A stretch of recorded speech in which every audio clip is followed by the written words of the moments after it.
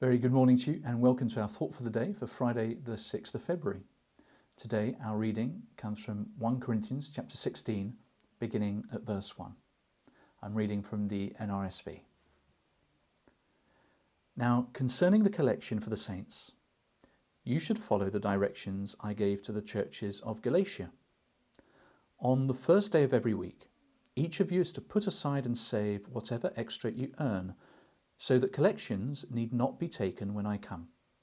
And when I arrive, I will send any whom you approve with letters to take your gift to Jerusalem. If it seems advisable that I should go also, they will accompany me. It's a very short reading, but it's a reading that contains within it 3 principles related to giving. The first one is that when we give in grace. We give in grace. In fact, we mirror God's grace to us in the way that we give. In other words, we don't give because it's going to make us look good. We don't give because we're going to win a favour. We don't give simply to impress God with our faithfulness. No, we give because we as an act of love and as an act of grace. You see, the context for this little episode when Paul is writing to Corinth is that there's a tension between Jewish Christians and Gentile Christians. And in fact, it's such a tension that there's even amongst the apostles, there's a tension. Paul has had a bust-up with Peter, where Peter, who had this wonderful vision from God, saying that actually his gospel was for the Gentiles as well as for the Jews. Despite this, starts being rather hypocritical. And he comes to the church in Antioch and he refuses to eat with the Gentiles because he doesn't want to be mixing with them. As a good Jew, you don't eat with Gentiles.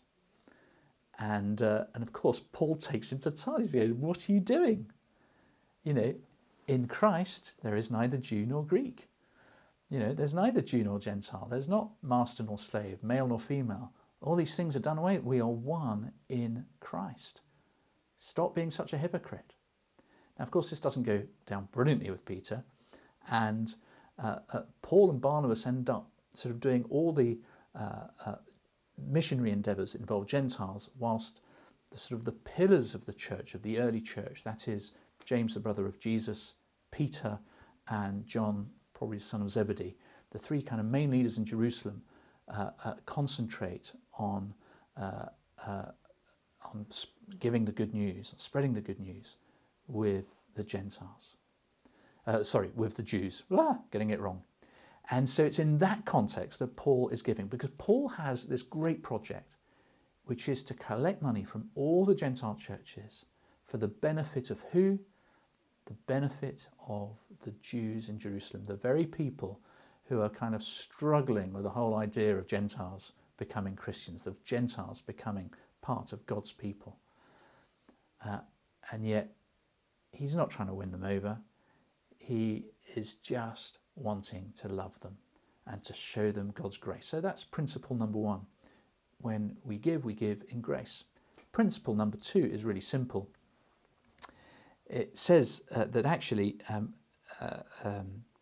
the first day of every week, each of you is to put aside and save whatever extra you earn. In other words, giving is proportional. And that's really important for the church. It's not right, is it, to ask someone to give 50% of their salary and another person 1% of their salary, the 1% being because that person just earns 50 times as much. No, it's wrong. Giving is proportional. And that's just a really clear biblical principle that was already there in the Old Testament with the idea of tithing, where you gave 1/10 of your income. And so that principle continues into the New Testament. So we give in grace, we give proportionally, and the final principle is we give faithfully.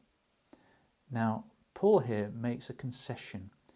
He tells the people, look, when I arrive, I will send any whom you approve of letters to take your gift to Jerusalem. Why is he saying that? He's basically saying that to avert the suspicion that this collection is actually for him. That, unfortunately, that throughout church history, there have been all sorts of examples of leaders in the church abusing their position for their own gains.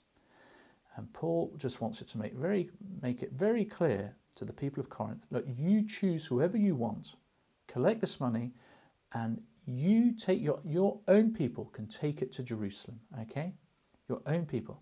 I don't want to touch the money because I don't want you to think that that we're doing this collection for any other reason than to help the poor. That's what is at the heart of all this, that principle of grace.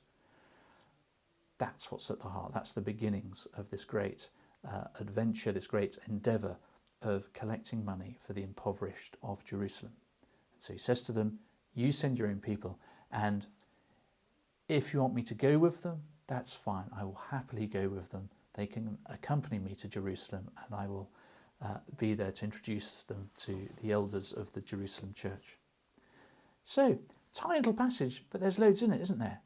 Let's give in grace. Let's give proportionally, and let's not be like the Corinthians.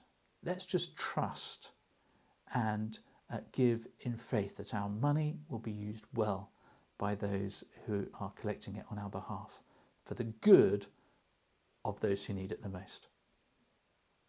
That's all for now. Have a great day. Bye-bye.